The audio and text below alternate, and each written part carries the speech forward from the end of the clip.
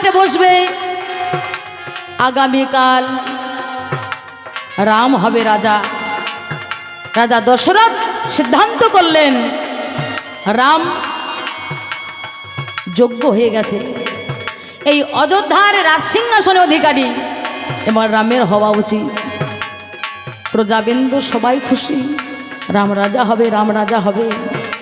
যত যত পারিষদবৃন্দ সৈন্য সামন্ত সবাই খুশি, রাম রাজা হবে, রাম রাজা হবে।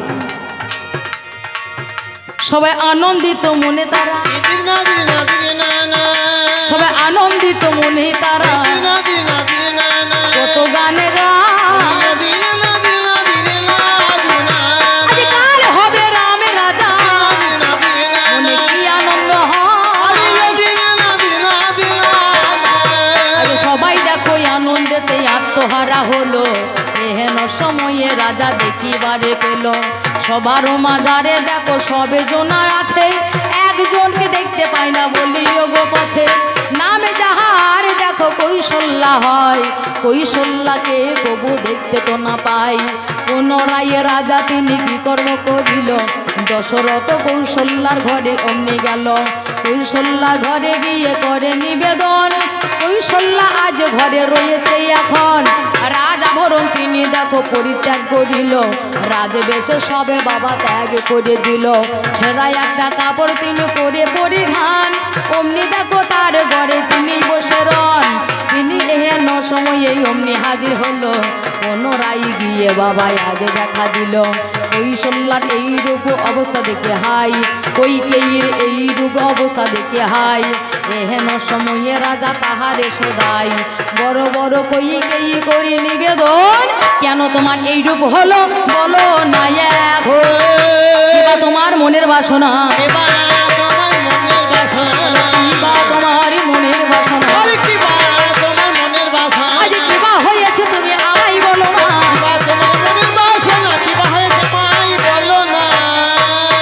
এহেন সময়ে দেখো কইকেয়ী করে নিবেদন,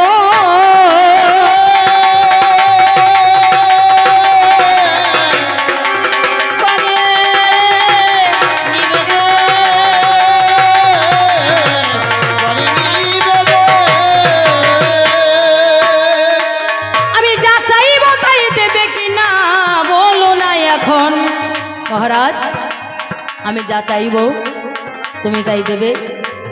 বলে হ্যাঁ, আমি তোমার স্বামী, তুমি আমার স্ত্রী, বলো তোমার কি হয়েছে, তুমি কি চাও। বলে শোনো, একদিন যুদ্ধ করতে গিয়ে একটা জায়গা ক্ষত হয়েছিল, আমি তোমাকে সারিয়ে তুলেছিলাম, ভালো করে তুলেছিলাম, সেবা করেছিলাম বলে তুমি সেই সময় আমাকে একটা বর দিতে এসেছিলে, সেই বর আজ আমার চাই। বেশ, একদিন তোমার হাতের আঙুলে একটা ঘা হয়েছিল, কোনো ওঝা কোনো বৈদ্য ভালো করতে পারেনি, বরঞ্চ বৈদ্য এসে বলে গিয়েছিল তোমার 3 স্ত্রীর মধ্যে যদি কেউ একজন স্ত্রী সেটাকে মুখ দিয়ে দিয়ে লালা দিয়ে দিয়ে লেহন করে করে সেটা ভালো করে তবে ভালো হবে, নচেত হবে না। সবাই তোমাকে বর্জন করেছিল, কিন্তু আমি তোমাকে ভালোবেসে আমি তোমাকে সাজিয়ে তুলেছিলাম, সেই সময় তুমি আমাকে একটা বর দিতে এসেছিলে, মনে আছে। বলে হ্যাঁ, সেই বর আমার আজ চাই। বলে বেশ, চাইবে তো আমার ক্ষতি কি, বলো তুমি কি বর চাও। বর যদি দিতে হয় তাহলে এই দুটো বর আজ আমার চাই। একবারে রামচন্দ্র বনবাসে যাবে,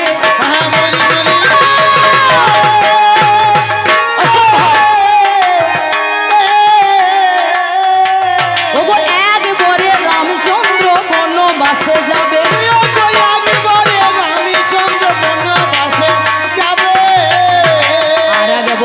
আমার ছেলে ভরত রাজা হবে, আমার ছেলে ভরত রাজা হবে।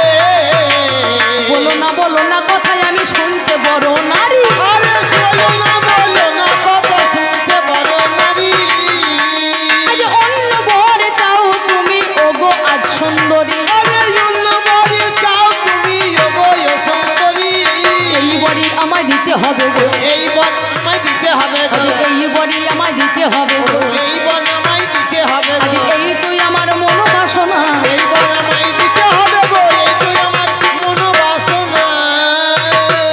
সময়ে রাজা তিনি হতভাগ্য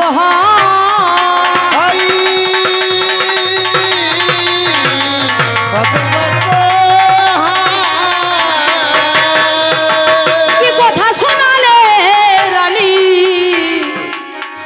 আর আমি কানে শুনতে পাই রাম হবে রাজা, আগামীকাল রাম রাজা হবে। আর তুমিও তো রামকে বড় ভালোবাসো। তুমি রামকে ভালোবাসো না? তুমি বলো তুমি ভালোবাসো না? তুমি সবসময় রাম রাম করে চোখে হারাও। আর সেই মা আজ বলছে রাম বনবাসে যাবে। তুমি বোধহয় আমার সঙ্গে হেঁয়ালি করছো। মহারাজ, আমি কোনো হেঁয়ালি করছি না। আমি চাই রাম বনবাসে যাবে, আমার ছেলে ভরত রাজা হবে। আমি বাবা, আমি কেমন করে বলবো? অন্য কোনো বর তুমি চাইতে পারো না? আমি তোমাকে এই বর দিতে পারি না। মহারাজ, রঘুকুল রীতি সদা চলিয়ায়ে, প্রাণ যায় পর বন বচনে না যায়। রঘুকুল রীতি সদা চলিয়ায়ে, প্রাণ যায় পর বচনে না যায়। রাম সিয়া রাম, সিয়া রাম, জয় জয় রাম।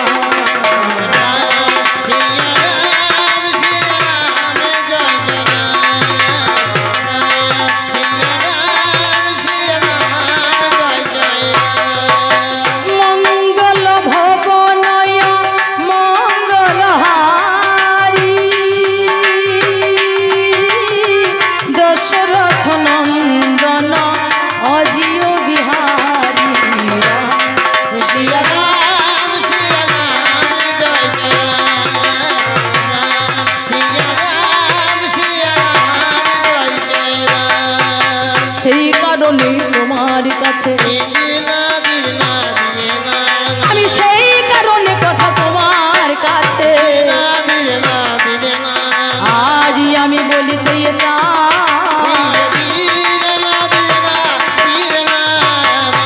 সেই বর আমার চাই। এহেন সময় রাজা দশরথ ছলো ছলো আঁখি ছলো ছলো বদনে সেই দিন কইকেয়ীকে বলেছিল আমি কেমন করে বলবো রাম তুমি বনবাসে যাও। সেই রামকে আমি সর্বদাই চোখে হারাই। সেই রাম আমার নয়নের মনে হৃদয় স্পন্দন। আমি কেমন করে সেই রামকে বলো বনবাসে পাঠাবো, বনবাসে পাঠাবো। আমি কেমন করে কথা তারে বলিব, বনবাসে পাঠাবো পাঠাবো। এইদিকে মহারাজ তারে কথা দিয়ে দেয়। লোক পরম্পরায় রামচন্দ্র কানে চলে যায়। আমার পিতাই আমার মাতাকে কথা যে দিল 14 বৎসরের জন্যই আমাকে বনে পাঠাইবে ভালো। এই বলে রাম টেনে ওগো নিজের ঘরে হাই, নিজের বেশকে সেদিনে ত্যাগ করে দিয়ে যোগীর বেশ ধরই। যোগী সাজে সজ্জিত হয়ে ঘরের বাহির হলো। বিষণ্ণ বদনে মহারাজ তিনি সিংহাসনে ছিল। সেই মহারাজের কাছে এসে পিতার কাছে এসে করে নিবেদন। ওই রূপে দাঁড়াইয়া গেল গো এখন। ওই যোগীর বেশ পিতা দর্শন করিল। হাউ হাউ করে সেদিন মহারাজ কাঁদিতে লাগিল। পুত্র রাম, এ কি তোমার এমন বেশ কেন? এমন মলিন বদন, এমন বেশ? পিতাশ্রী, আপনি কথা দিয়েছেন আমার মাতাকে 14 বৎসরের জন্য আমাকে বনবাসে যেতে হবে। সুপুত্র যদি হয় তাহলে কোনো কথা বাবাকে বলতে লাগে না, মাকে বলতে লাগে না।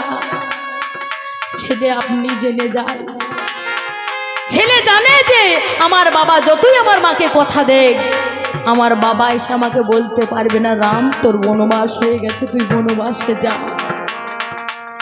তাই আমি জানি পিতাশ্রী আপনি আমায় বলতে পারবেন না। সেই কারণে আমি আমার বেশকে ত্যাগ করে দিয়ে আজ যোগীর বেশ ধারণ করে আজ আমি এলাম। সেইতেই আপনার কাছে দাঁড়াইলাম। সেদিন পিতাশ্রীকে প্রণাম করল। সেদিন জানকী এসে স্বামীর কাছে বলেছিল, স্বামী গো আমিও তোমার সঙ্গে যাব, কারণ তুমি ছাড়া আমি রাজ সিংহাসনে থাকলে সেটা হবে আমার বনবাস, আর বনবাসে তোমার চরণ সেবা করলে সেটাই হবে আমার অযোধ্যা রাজ সিংহাসনে রাজ রানী হয়ে থাকা। নিজের স্বামীর সঙ্গে যেখানেই থাকুক না কেন সে রাজরানী, স্বামী হারা হয়ে যদি সোনার সিংহাসনে থাকুক না কেন সে বনচারী ছাড়া আর কিছুই হতে পারে না। তাই আমিও তোমার সঙ্গে যাব। এ কথা যখন কয় অনুজ লক্ষণ বাবা এসে হাজির হয়, দাদারও কাছেতে গিয়ে করে নিবেদন, আর বনবাসে গিয়ে চরণ করিব সেবন। আমি তোমায় কথা দিলামে দাদা, আমি তোমার সাথে যাব, 14 বছর বনবাসে বিহারও করিব, 14 বছর আহার নিদ্রা আমি করব নাই, আজ উর্মিলা ছাড়া নারী মুখ দর্শন করব নাই। এই কথা চিন্তা করে কি কর্ম করিল, পুনরায় দেখো বাবা বনচারী হলো, 3 জনের সঙ্গে লইয়ে এবার চলে যাই। আর চোখের জলে পিতা মাতা সেদিন আমায় দিয়েছে বিদায়, 14 বছরের জন্যই আমি বনচারী হলাম, আজ বনে বনে ঘুরতে ঘুরতে সময়ও কাটালাম। 1 দিন নয় 2 দিন নয়, দেখতে দেখতে 13 বছর হয়।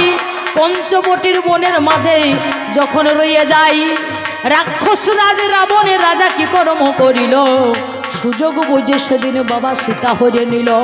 তদন্ত করে রামে জানতে পেরে যাই, আজ রাবণের রাজা দেখো সীতা হরিয়ে লয়। আজ যত যত কপিগণকে সঙ্গে দেখো নিল, এরপরে রামচন্দ্র অমনি চলে গেল লঙ্কার মাঝারেতে গিয়ে দেখা দেয় রাম রাবণে জগন বাবা যুদ্ধ হয়ে যায়। রাম রাবণে জগন বাবা যুদ্ধ লেগে গেল, একে একে রাবণ রাজা কি কর্ম করিল, যত যত সৈন্য সামন্ত যারা রয় 1 লক্ষ পুত্র আর 100 লক্ষ নাতি হয়ে যায়। একে একে রামের সঙ্গে যুদ্ধ তাদের হলো, একে একে সব বাবা সবে হয়ে গেল। তরুণী সেন তিনি ছিল ভাবে, তিনিও তো মারা গেল, এই না ভাবার নবে, সবে যখন মারা গেল কি বলিব হাই, একাই আছে রাম আর কেহ নয়। রাবণ রাজা শুধু বাবা একা বেঁচে আছে, মনে মনে রাবণ রাজা চিন্তা করিছে এইবার আমার সঙ্গে যুদ্ধ আজ হবে। পুনরায় রাবণ রাজা কি করিল তবে, এইবারেতে রণসাজে সজ্জিত হয়, রণভূমির মাঝখানে গিয়ে দেখা দেয়, রণভূমির মাঝখানে অমনি দেখা দিল, কোথায় রামে বলে রাগে দিল। দশানন যখন বাবা অমনি হাজির হয়, দশাননে গান যখন কানে শুনতে পাই, এইবার লক্ষণ অমনি বাহির হলো, আর লক্ষণে গিয়ে তাহার সম্মুখে ওরে সামনে গিয়ে দাঁড়ালো,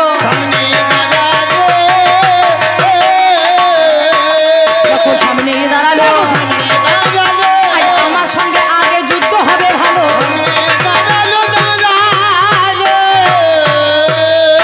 সব শেষ, রাবণের 1 লক্ষ পুত্র 100 লক্ষ নাতি, কেউ নেই আর বংশে দিতে পাতি। শেষমেশ রাবণ রাজা চিন্তা করলো এবার আমি একমাত্র আছি সম্বল, আমার এই সোনার রাজ্যকে রক্ষা করবার জন্য অবশ্যই আমি যাব সেই মনুষ্য জাতি রাম লক্ষণকে বধ করবার জন্য। তাই সেদিন রণসাজে সজ্জিত হয়ে মা ভয় করে চিৎকার করে, কোথায় রাম রাম করে চিৎকার করতে করতে রণভূমিদের মাঝখানে এসে হাজির হলো। লক্ষণ সামনে যখন গিয়ে দাঁড়ালো, রাম জিজ্ঞাসা করছে তুমি কে? আমি হলাম লক্ষণ, রাম হলো আমার দাদাই, আমি অনুজ লক্ষণ।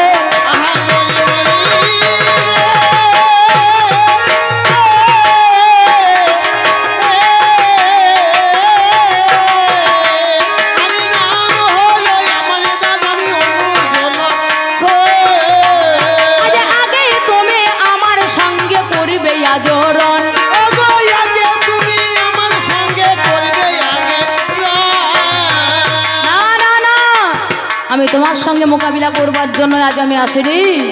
তোমার যদি স্পর্ধা থাকে, সাহস যদি থাকে, রামকে পাঠিয়ে দাও, রামের সঙ্গে হবে আমার মোকাবিলা, রামের সঙ্গে হবে আমার যুদ্ধ। কথা শুনে লক্ষণ রামকে পাঠিয়ে দিল। দাদা সে কিছুতেই আমার সঙ্গে আগে যুদ্ধ করবে না, তোমার সঙ্গে এসে যুদ্ধ করতে চাই। কথা শুনে রামচন্দ্র এসে হাজির হয় রে, কথা শুনে রামচন্দ্র এসে হাজির হয় রে, রণের সামনে গিয়ে আসিয়া দাঁড়াই গো, রণের সামনে গিয়ে আসিয়া দাঁড়াই রে, দশাননে রাবণ রাজাকে নয়নে হেরা, দশানন রাবণ রাজাকে নয়নে হেরা,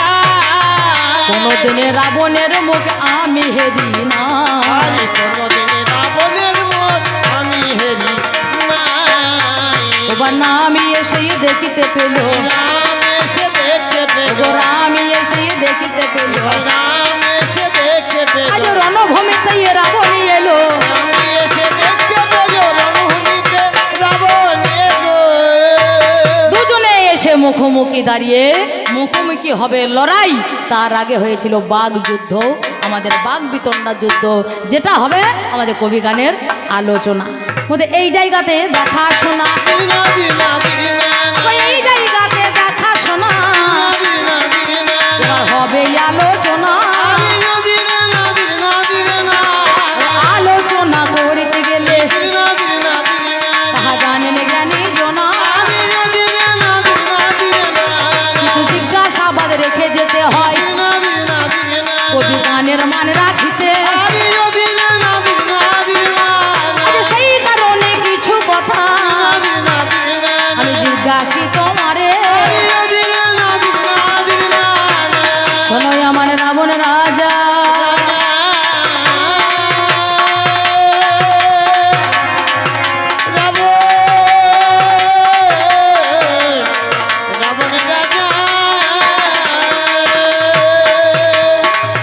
তোমায় করে নিবেদন,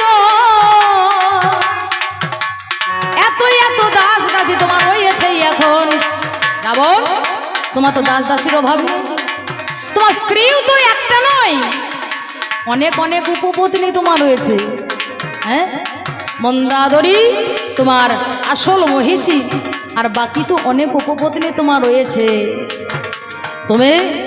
তুমি মহারাজ, তুমি রাজা, এই লঙ্কাধিপতি রাজা, লঙ্কার অধিপতি তুমি।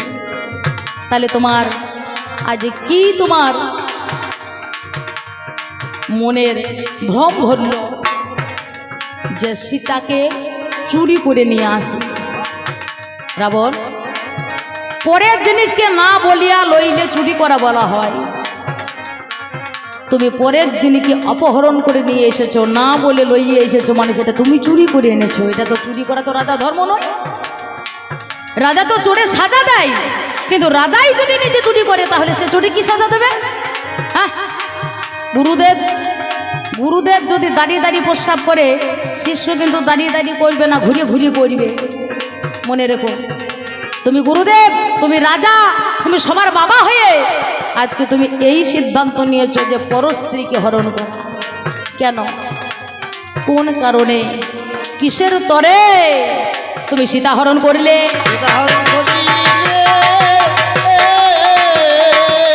কেন সীতা হরণ করিলে? আজ এমন কুবুদ্ধি কে বাঁধিয়েছে?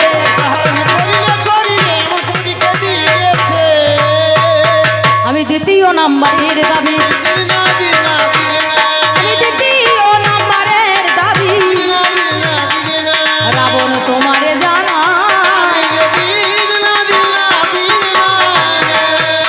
আমি আসলাম যখন তোমার বাড়ি,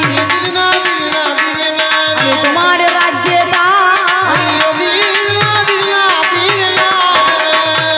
তোমার এই লঙ্কাপুরী যখন আমি প্রবেশ করলাম, তোমার এই রাজ দরবার আমি যখন ঢুকতে গেলাম, সমস্ত রাজ দরবারে কোনো দ্বারে লেখা থাকে পিতা মাতার আশীর্বাদ, কোনো দরজায় লেখা থাকে গুরুর আশীর্বাদ, থাকে না? গুরুর আশীর্বাদ, পিতা মাতার আশীর্বাদ, বা কোনো রামের চিহ্ন, হ্যাঁ, রাম লক্ষ্মণ সীতা তাদের প্রতিচ্ছবি, ভগবানের প্রতিচ্ছবি, হ্যাঁ, নিতাই গৌরীর প্রতিচ্ছবি, হনুমানের প্রতিচ্ছবি আমরা দেখতে পাই। হ্যাঁ, কিন্তু তার ওই দরজার উপরে দেখতে পেলাম, সদর দরজার উপরে লেখা আছে কোনো পিতা মাতার আশীর্বাদ নয়, কোনো হনুমানের প্রতিচ্ছবি নয়, হ্যাঁ, কোনো ভগবানের প্রতিচ্ছবি নয়, লেখা আছে অশ্ব ইভ অজা। অজা মানে ছাগল, ছাগলের আশীর্বাদ। অশ্ব ঘোড়ার আশীর্বাদ, ইভ হাতির আশীর্বাদ। হাতির নামটা লেখার কারণ কি? ছাগলের নামটা লেখার কারণ কি? ঘোড়ার নামটা লেখার কারণ কি? অশ্ব ইভ অজা, এটাকে লেখা কেন রয়েছে? বলো, লেখা কেন রয়েছে? আজ এর ভিতরে কিবা রয়েছে?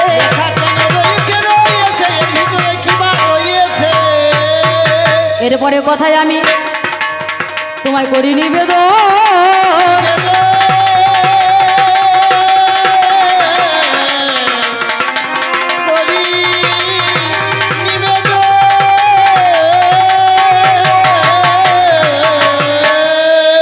শোনো আমার রাবণ রাজা, আমি শুনতে পাই এখন আমি আসলাম যখন তোমার এই রাজ্যেতে হাই, আমি পাথর দিয়ে সেতু বানাইয়ে হনুমান গণ তাই হনুমান পাথর দিয়ে সেতু বন্ধন করে সেই সেতুকে ভেদ করে আমি এসে হাজির হলাম লঙ্কায়। লঙ্কারও মাঝারে যখন প্রবেশ করিলাম,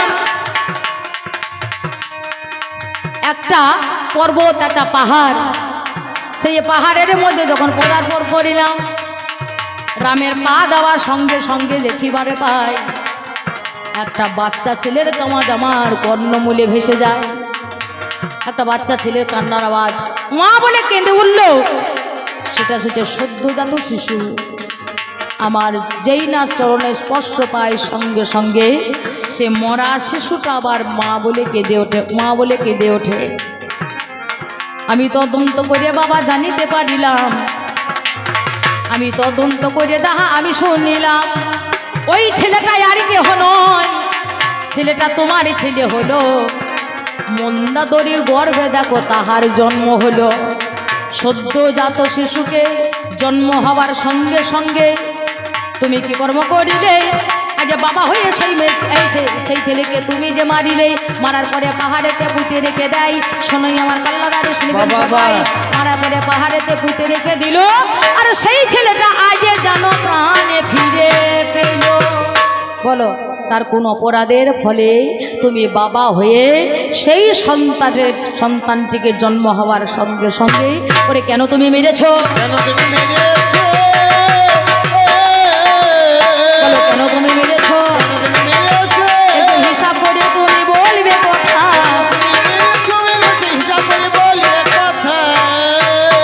শেষ কথা, তুমি যখন রম্ভাবতীর সঙ্গে মিলনে মত্ত ছিলে 7 দিন ধরে, সেই সময়ে তুমি ত্রিসন্ধ্যা গায়ত্রী জপ করো, এমন তুমি সাধক, এমন তুমি ব্রাহ্মণ। তাহলে রম্ভার সঙ্গে যখন 7 দিন মিলনে ছিলে, তাহলে সেই সময়ে তুমি কিভাবে কেমন করে তুমি ত্রিসন্ধ্যা গায়ত্রী জপ করিতে? তুমি ত্রিসন্ধ্যা গায়ত্রী জপ করিতে, আজ ব্রাহ্মণে ব্রহ্মত্ব তুমি রাখিতে।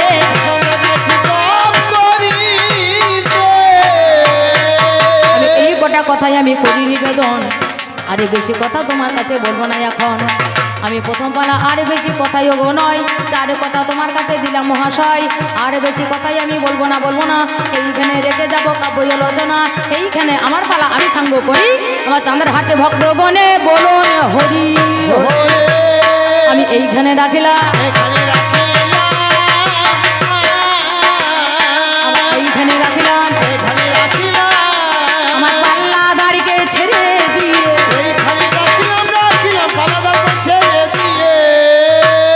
জীবনের দিনগুলো তোমার চলে গেছে, সব যখন শেষ হয়ে গেছে, একমাত্র তুমি দাঁড়িয়ে আছো, একমাত্র তুমি দাঁড়িয়ে আছো, আর কেউ তোমার সঙ্গে সাথে নেই। এখনো বলতে সময় আছে, এখন একবার রাম নাম বলো।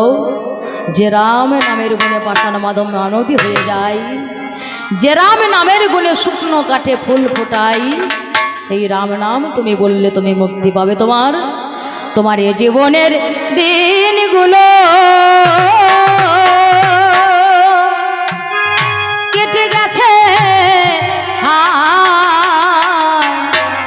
ধুলা খেলা রঙ রসে,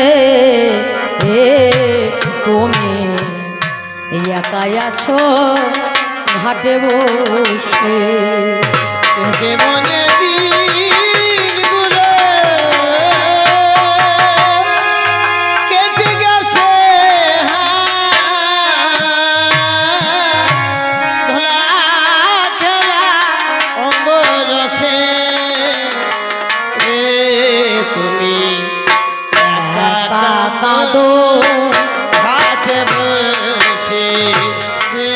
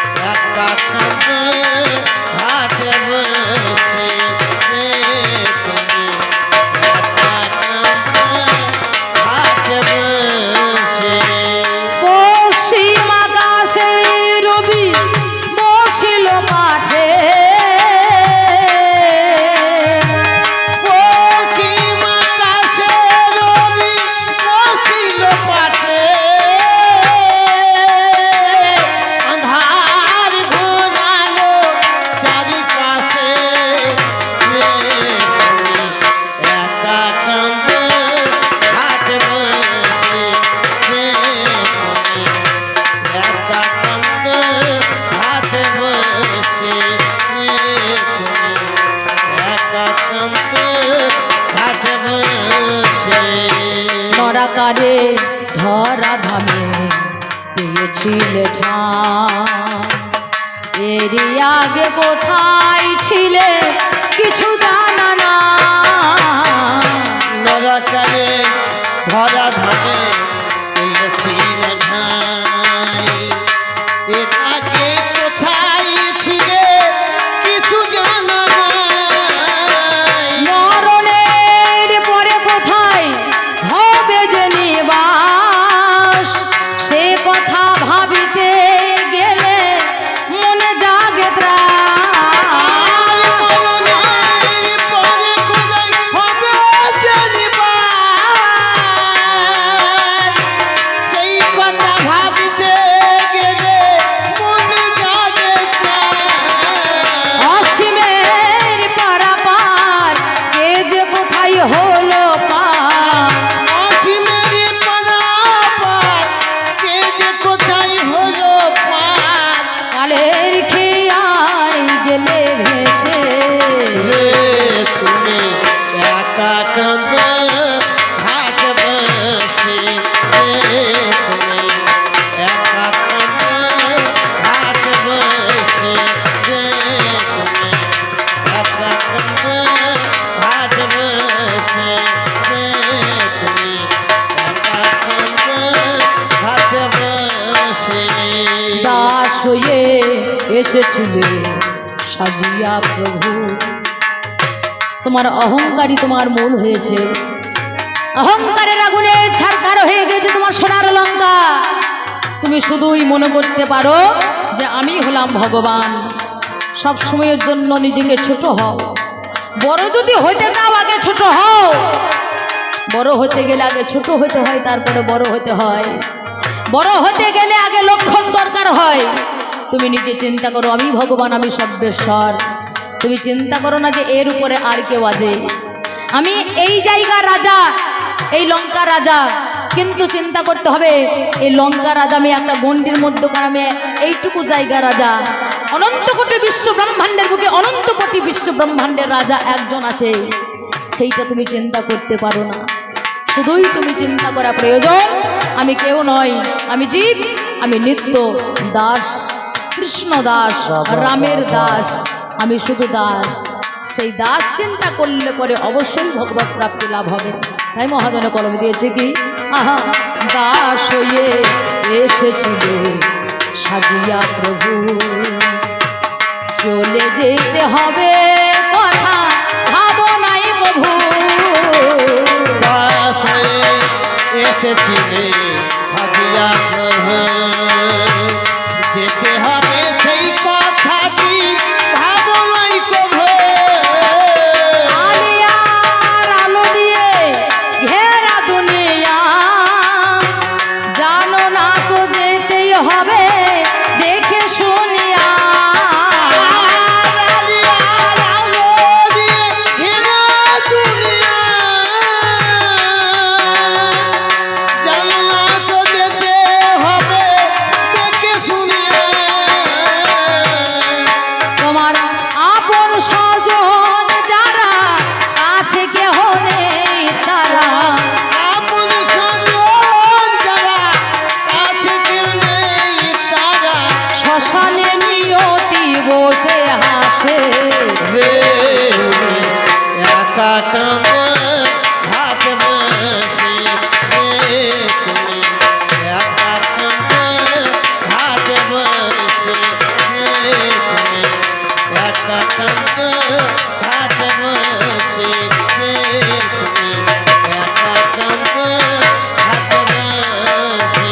কামনা বাসনা দিয়ে রচিলে বাসর, আত্ম ইন্দ্র প্রীতি ইচ্ছা তারে বলি কাম, কৃষ্ণ ইন্দ্র প্রীতি ইচ্ছা ধরে প্রেম নাম। তুমি সেই কামনা বাসনার ঘর বেঁধেছিলে, সেই কামনা বাসনার ঘর এক দপকা হাওয়ায় এক ঝড়েই কিন্তু উড়ে চলে গেছে তোমার।